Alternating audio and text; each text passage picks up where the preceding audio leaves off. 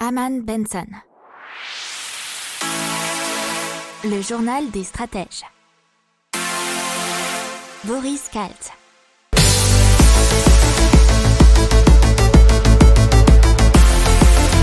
Bonjour à tous et bienvenue dans le journal des stratèges pour l'intégrale écho de la semaine du 1er au 5 mars 2021. Je vous souhaite une excellente écoute. Et donc on débute tout de suite avec le nouveau fournisseur d'énergie en France, Barry, qui est un petit peu différent de ce qu'on connaît d'habitude. Alors ils ont été créés en 2018 par un des principaux producteurs d'énergie nordique, qui est le finlandais Fortum. Donc c'est un tarif d'électricité à prix variable qui est indexé sur le marché du gros. Et donc Barry devance une réglementation européenne qui entrera en vigueur l'année prochaine, qui s'appelle le Clean Energy Package, qui doit imposer à tous les fournisseurs de proposer à leurs clients au moins une offre à prix variable, donc qui variera en fonction du prix du gros, comme on vient de vous le dire, mais aussi en fonction des conditions climatiques, de la saison ou du comportement des consommateurs. Alors Barry ne tire aucun bénéfice sur le kilowattheure et propose une électricité au prix coûtant. La société ne gagne de l'argent que grâce aux abonnements, qui débutent à 11,04 € par mois. Seule contrainte pour souscrire à cette offre, c'est d'être équipé d'un compteur Linky. Alors ensuite, les consommateurs pourront suivre l'évolution en temps réel du prix de l'électricité, mais également son origine, ce qui permettra aux utilisateurs de réduire leur facture, mais aussi leur empreinte carbone.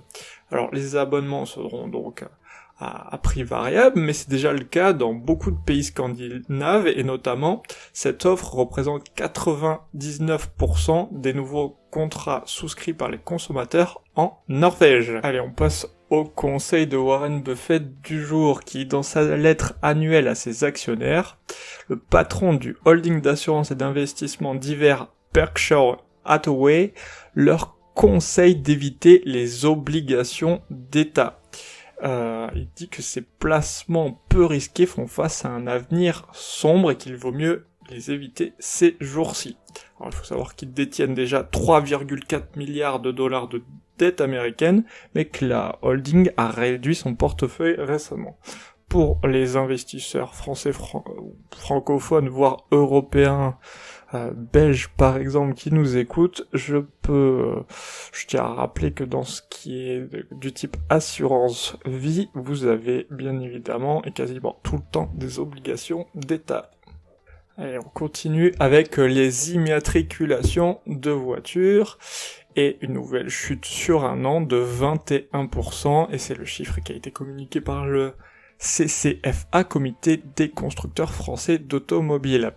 Baisse de 20,95% et avec 132 637 unités en données brutes. Alors on va prendre aussi par marque avec Stellantis, qui regroupe Peugeot, Citroën, Opel et Fiat, a accusé une baisse de 25,64%, quant à Renault 22,23%. De son côté, sur les constructeurs étrangers, Volkswagen c'est moins 20,11%, BMW 19,95%, et Toyota qui s'en sort un peu moins mal que les autres avec seulement moins 9,06%. Allez, on passe tout de suite à l'épargne et donc les pistes pour relancer l'économie. Et apparemment le ministère de l'économie, via son ministre Bruno Le Maire, doit présenter un dispositif pour assurer que l'épargne des Français va bien à leur relance de l'activité économique et aux entreprises françaises. Il y a différents scénarios possibles, mais ce qui est apparemment pour l'instant en première ligne, c'est un système incitatif de transfert ou de dons entre générations, c'est-à-dire l'assouplissement des règles en matière de transmission, héritage, etc. Alors qu'à gauche, pour l'instant, on parle plutôt de taxation d'épargne avec, vous savez, parce qu'on en a déjà parlé dans le journal des stratèges dans les semaines passées, 70% de l'épargne accumulée proviendrait des 20% des ménages ayant les revenus les plus hauts. On a aussi l'économiste Philippe Agion qui parle d'une contribution exceptionnelle sur le revenu élevé d'une année. Mais du côté de l'exécutif, on ne parle pas de hausse d'impôts pour le moment.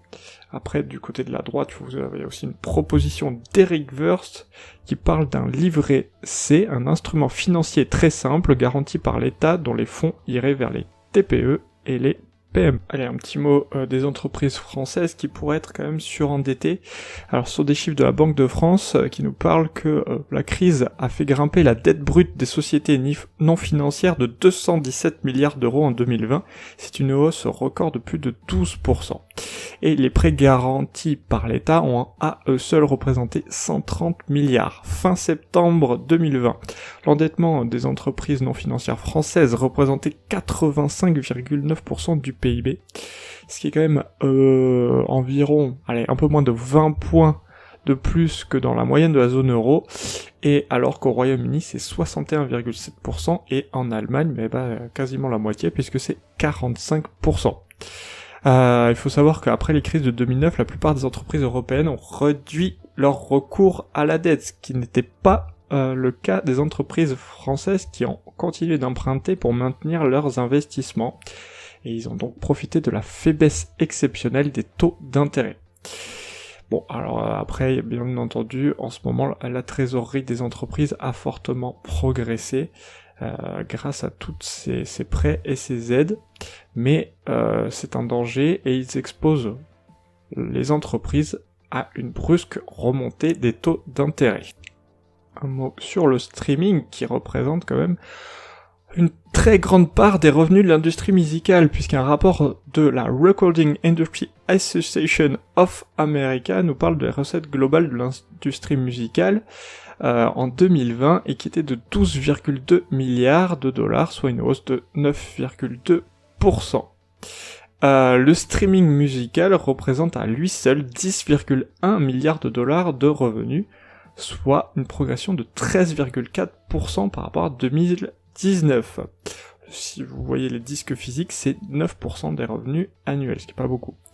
Les abonnements payants, ça rapporte 7 milliards de dollars, alors que les abonnements gratuits, c'est 724 millions de dollars de recettes, ce qui est quand même une hausse conséquente de 13,4% par rapport à l'année d'avant. Allez, on continue avec les chiffres du déficit public qui devrait être proche de 10% en France, alors 10% du produit intérieur brut bien évidemment. Ce sont les résultats qui ont été donnés mardi par le ministre des Comptes publics, Olivier Dussopt. Alors le gouvernement prévoyait qu'il atteindrait 11,3% du PIB. Donc c'est légère amélioration on dira. Alors on rappelle juste que le PIB français a chuté de 8,2% l'an dernier et le gouvernement avait anticipé une récession de 11%, ce qui est pour autant la pire performance de l'économie française depuis la Seconde Guerre mondiale. Et on commence tout de suite avec l'Allemagne, qui va donc imposer de lourdes amendes aux entreprises dont les fournisseurs ou filiales bafouent les droits humains à l'étranger, donc hors de l'Allemagne, dans le cadre d'un projet de loi adopté mercredi en Conseil des ministres. Alors ils auront donc un devoir permanent de vigilance pour tous ces groupes allemands de plus de 1000 salariés, et ça prévoit une amende entre 100 000 et 800 000 euros. Alors par contre les autres groupes un peu plus grands, c'est-à-dire qui ont 400 millions d'euros de chiffre d'affaires, il y aura 2% du chiffre d'affaires annuel jusqu'à, bien entendu, 2% du chiffre annuel de pénalité possible. Alors le texte devrait entrer en vigueur à partir du 1er janvier 2023 pour les entreprises de plus de 3000 salariés et à partir de début 2024 pour celles de plus de 1000 salariés. Ils n'auront toutefois pas de devoir de réussite, mais une obligation de moyens. Allez, on continue dans l'économie, avec la Commission européenne qui estime que les mesures de soutien mises en place par l'Union européenne devraient se poursuivre au cours des 2 prochaines années afin de surmonter les conséquences de la crise. Les dérogations aux règles budgétaires pourraient ainsi se maintenir tant que la croissance n'aura pas atteint son niveau précédent la pandémie. Alors c'est Paolo Gentiloni, le commissaire européen en charge de l'économie, qui s'est exprimé sur le sujet, et qui dit en substance que nous aurons probablement cette année une dette autour de 100% du produit intérieur brut de la zone euro, ce qui est très élevé et sans précédent, et donc ce qui est complètement logique de continuer les mesures extraordinaires budgétaires. Allez, on continue avec la Banque Centrale Européenne qui empêchera une augmentation prématurée des coûts de financement des entreprises et des ménages dans le contexte de récession actuelle, a déclaré Christine Lagarde, puisque la BCE contribuera à faire en sorte que les entreprises et les familles puissent accéder au financement dont elles ont besoin pour faire face à cette tempête, et qu'elles puissent le faire en ayant confiance dans le fait que les conditions de financement ne sont pas resserrées prématurément, a déclaré Christine Lagarde cette semaine. Passe à LCL qui va fermer les portes de 230 à 280 points de vente, soit 15% de ses agences dans un plan dit nouvelle génération. 600 salariés sont concernés par cette redistribution des rôles, mais aucun ne devrait être licencié. Les salariés concernés seront repositionnés sur des agences dites à potentiel. On continue dans les restructurations avec SFR qui annonce un plan de départ volontaire de 1700 postes en 2021. C'est toujours dans un plan de réorganisation de l'entreprise, plan dit stratégique, et cela correspond à 11% des effectifs de l'opérateur en France.